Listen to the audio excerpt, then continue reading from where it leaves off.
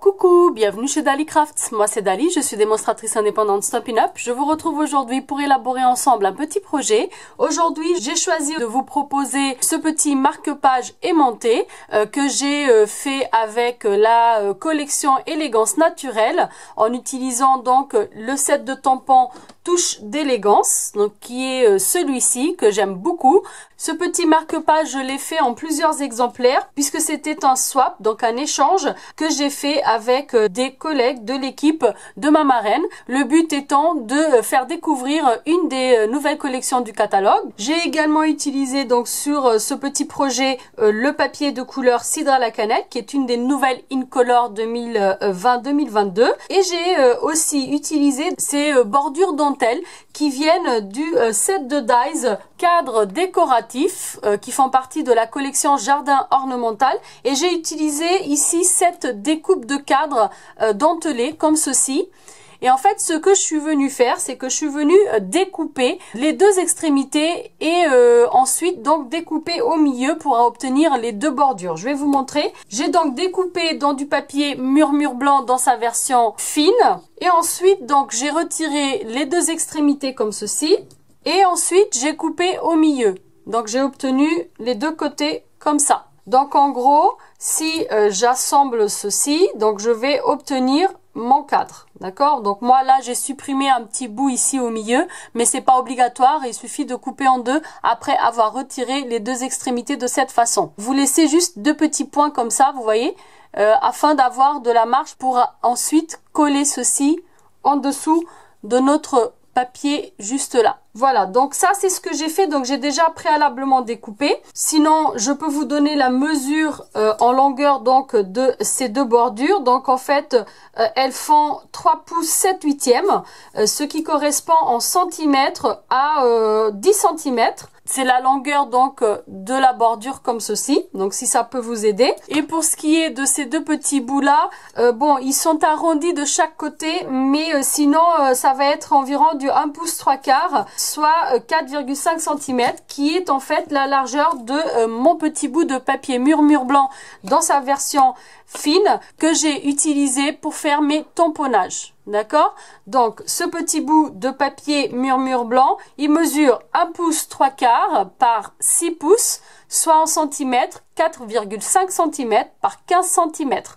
1 pouce 3/4 par 6 pouces, soit 4,5 cm par 15 cm. La base de mon marque-page, donc cette base-là, elle mesure en papier cartonné de couleur 2 pouces 1/4 par 6 pouces 1/4, soit 6 cm par 16 cm.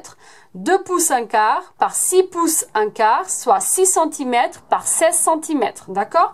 Donc, vous avez juste besoin de ces deux petits bouts-là et d'un cadre décoratif comme ceci que vous allez découper. Moi ici pour ces marque-pages, comme je les ai fait en nombre assez conséquent, j'ai utilisé mon Stamparatus pour les tamponnages. Aujourd'hui, comme on va faire un seul, donc je vais utiliser uniquement donc mes blocs acryliques. J'ai déjà préalablement préparé donc mon sentiment, ma fleur et mon feuillage. Donc j'ai utilisé ce feuillage, cette fleur et le petit sentiment tu es unique. Au dos, j'ai mis un petit mot juste pour toi et créé par Dali Crafts avec le petit copyright de Stampin' Up. Mais ça, on va pas le faire aujourd'hui. Et comme vous pouvez voir, c'est aimanté. Et en fait, ce sont des feuilles adhésifs aimantées que j'ai en fait pré-découpées déjà dans la petite mesure pour faire notre marque-page.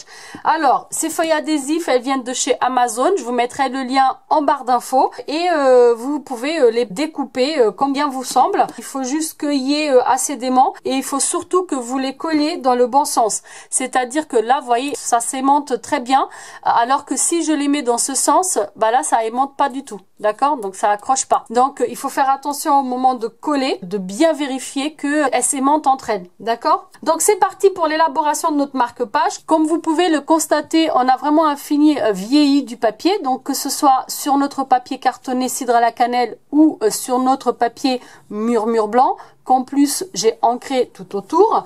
Donc on va commencer donc par venir tout simplement vieillir notre papier cartonné. Pour cela, j'utilise ce petit outil. Pareil, je vous mettrai le lien en barre d'infos. En fait, si vous défilez, vous allez voir vers la fin, vous avez les liens Amazon. Et là, vous allez retrouver donc plusieurs liens utiles de produits que j'utilise régulièrement qui ne font pas partie du catalogue Stampin' Up. Donc là, je viens tout simplement vieillir comme ceci. Je fais des allers-retours pour avoir un fini vraiment plus vieux. Donc une fois que j'ai vieilli celui-ci, je vais passer au tamponnage de mon papier murmure blanc avant de le vieillir. Pour cela, je prends mon Stampin' Pierce avec un petit papier brouillant. Je vais prendre mes encres. Je commence par ma grande fleur que je vais tamponner en couleur Doux Suède. Ce sont des tampons distinctifs, c'est-à-dire qu'avec un seul tamponnage, on va déjà avoir un effet de profondeur assez important. Et je viens en fait le tamponner ici en bas. De cette façon, vous voyez, en dépassant un petit peu et en laissant des petits espaces. Et comme vous pouvez le constater, vous voyez, il y a déjà un effet de profondeur ou de relief qui est très très beau. Ensuite, donc je viens avec l'encre brune dune faire mes deux feuillages. Et je vais tamponner une première fois du côté gauche en première génération. Donc, comme ceci. Vraiment juste un tout petit peu comme ça. Et ensuite, donc je viens re-ancrer. Je tamponne une première fois en dehors de mon projet et une deuxième fois sur mon projet. Vous voyez, ça donne ça. Ensuite, nous allons tamponner notre sentiment. Mais pour cela, en fait, ce qu'on va faire, c'est qu'on va venir prendre notre bordure et on va venir la placer ici juste de côté. Cela va nous permettre de savoir quelle est la limite où on peut tamponner notre sentiment. Puisque comme vous voyez ici, notre petite bordure, elle va se placer derrière notre papier murmure blanc qu'on est en train de tamponner. Et il ne faut pas que le sentiment, en fait, dépasse. Il faut qu'il y ait une petite marge ici. Donc, je prends mon sentiment avec l'encre couleur café. Et là, je viens donc le tamponner de façon à laisser un tout petit espace en haut. Voilà. Et là, donc, je suis sur la bonne mesure pour pouvoir après plier mon petit bout de papier murmure blanc. Donc là, on a terminé les tamponnages. On va ensuite mettre en couleur notre grande fleur. Et pour cela, en fait, j'ai utilisé uniquement un pinceau à réservoir d'eau, donc comme ceci. Et je suis venue tout simplement, en fait, tirer l'encre qu'on a déjà mis sur le projet. D'accord? Donc de cette façon. Donc vous passez avec votre pinceau par-dessus votre tamponnage et ça va absorber l'encre et ainsi colorier légèrement votre fleur. Une fois que cela est fait, on va venir vieillir notre papier. Donc on va vieillir la totalité de notre papier avec le même petit outil. Une fois qu'on a fini de vieillir notre papier autour avec notre petit outil, on va venir avec un doigt éponge et notre encre Doux Suède venir juste ancrer en fait notre papier tout autour. D'accord? Donc de cette façon. J'enlève l'excédent d'encre sur mon petit papier brouillant ici et je viens légèrement en fait salir ici mon projet de cette façon. D'accord? Comme ça. Vous avez vu, en fait, je passe très légèrement sans faire trop de pression, comme ceci sur mon projet. Ça donne vraiment un aspect vieilli, en fait, à notre marque-page. Une fois que cela est fait, on va venir coller nos petites bordures. Donc, une d'un côté comme ceci, et l'autre de l'autre côté, comme ça. Et on va utiliser une seule de ces deux extrémités, donc on n'a pas besoin des deux. Et on va venir donc la coller ici, au milieu, comme ceci. D'accord? Donc, je vais commencer par coller le petit bout. Donc, je prends ma colle multifonction. Je mets un petit peu de colle ici sur la petite marge donc blanche où il n'y a pas de dentelle. Et je viens donc coller comme ceci.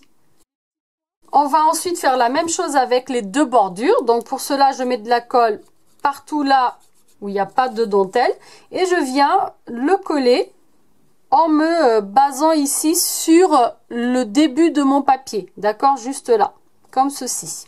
Je fais adhérer et je fais la même chose avec le deuxième côté. Une fois que c'est fait, on va venir marquer avec notre massicot à la limite ici d'où on a collé nos petites bordures. Je place mon marque-page comme ça, bien en fait avec les petites bordures sur la limite de mon massicot, comme ceci. Et là, avec mon outil de marquage et non pas mon outil de coupe, je viens marquer. Je fais une première marque et ensuite je tire un tout petit peu et je fais une deuxième marque. C'est genre un millimètre, d'accord? Ça va nous permettre en fait de pouvoir en fait faire ce pli, vu qu'il y aura les aimants et tout, bah il y aura quand même un petit peu d'épaisseur et ça sera donc plus simple si on a marqué à 2 reprises en fait comme ça. Ça va nous permettre d'avoir une toute petite marge de manœuvre ici pour le pli. Une fois que c'est fait, avant de coller en fait on va venir marquer aussi notre papier cartonné. Pour cela en fait je reprends mon massicot, on positionne en fait notre partie blanche ici alignée. Vous voyez, avec notre papier cartonné, on aligne bien les côtés et on va venir le placer au même endroit. Voilà, d'accord? Et là, en fait, on va venir tout simplement, avec notre outil de marquage à nouveau, faire une petite marque de chaque côté. On va pas trop la voir, mais elle est là. Donc là, on retire celui-ci et on remet, voilà, donc au même endroit et on fait le reste de notre marque, comme ceci. D'accord? Et là, vous allez avoir le pli. Donc, une fois que c'est collé, vous voyez, donc l'épaisseur en fait sera là.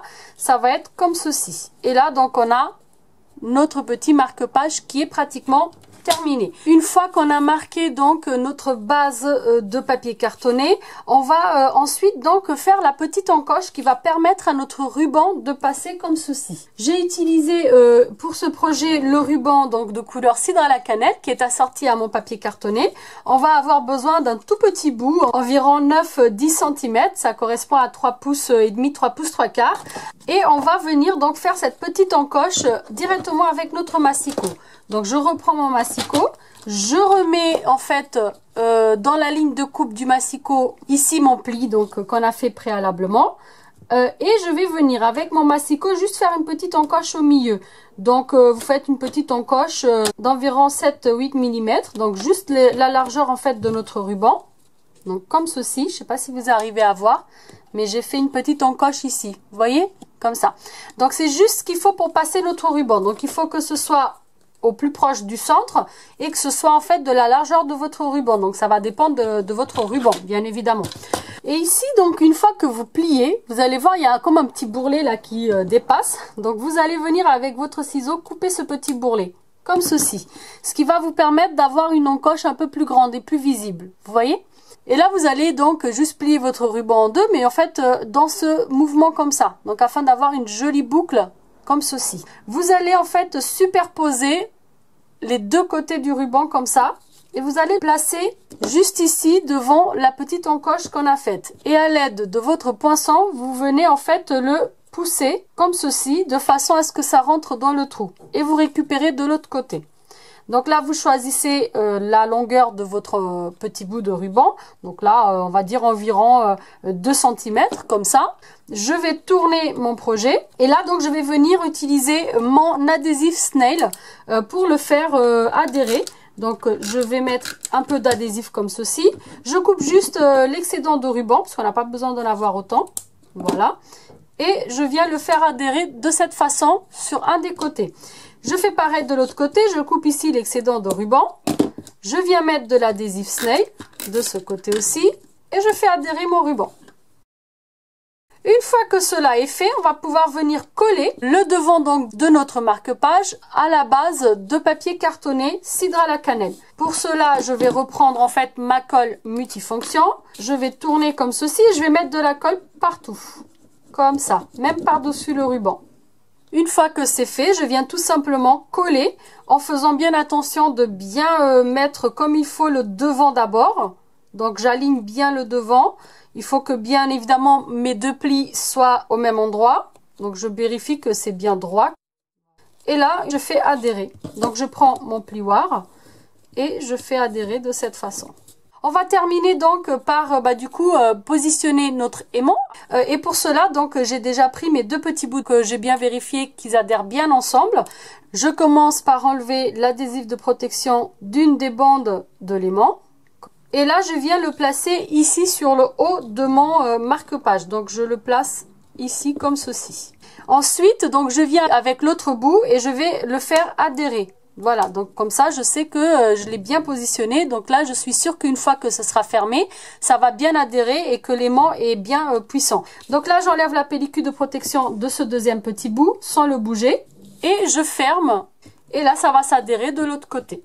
Et là, donc, vous prenez par exemple, on va dire que c'est une page de catalogue ou de livre. Vous prenez votre marque-page, vous le placez comme ceci et là, ça tombe pas, vous voyez, c'est aimanté. C'est super sympa comme marque-page. Moi, j'aime bien ce côté magnétique. Du coup, il tombe pas, donc c'est super pratique. J'espère que ce petit projet vous aura plu. Comme d'habitude, vous retrouverez le lien pour l'article du blog directement en barre d'infos. Je vous glisserai également le code hôtesse du mois en cours si jamais vous souhaitez acquérir des produits Stampin' Up directement sur ma boutique en ligne. Si vous reproduisez un de mes tutos, n'hésitez pas à me taguer avec l'hashtag je craft avec Dali. Je vous le glisserai juste ici. Si ce projet vous a plu, un petit pouce vers le haut, ça fait toujours plaisir. Et si jamais vous êtes nouvelle sur ma chaîne, que vous venez d'arriver, vous pouvez vous abonner juste ici si vous le souhaitez, bien sûr. Moi, je vous remercie d'avoir regardé et je vous dis à très vite pour une prochaine vidéo. Ciao, ciao!